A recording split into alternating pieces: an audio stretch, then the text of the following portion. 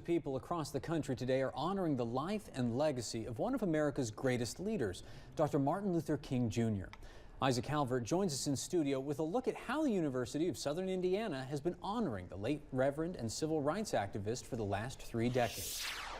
Well, Rob, Dr. Martin Luther King Jr. was a minister, a social rights activist, and a trailblazer during the civil rights movement. His impact on America can still be felt nearly 60 years after he was assassinated in Memphis, Tennessee. And since 1995, the University of Southern Indiana has continued to remember his life and legacy as one of America's greatest citizens. It was a day filled with food, fellowship, and music. All to remember an American hero.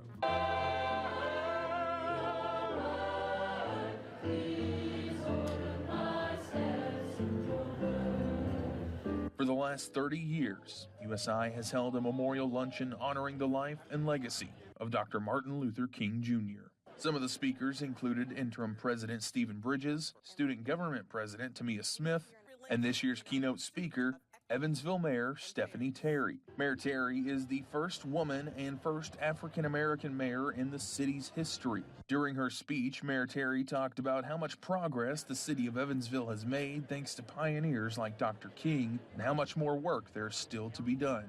Progress requires us to step outside our comfort zone, to embrace challenges as opportunities, and to refuse to settle for where we are when we know the promise of where we could be.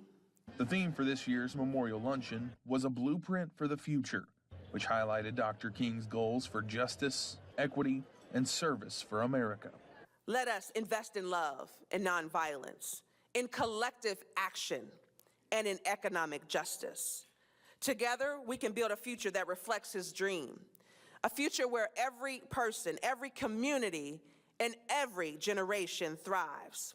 Mayor Terry talked about how today's events fell on the same day as the presidential inauguration, saying despite the division, it's a moment to block out any and all distractions and focus on the mission at hand.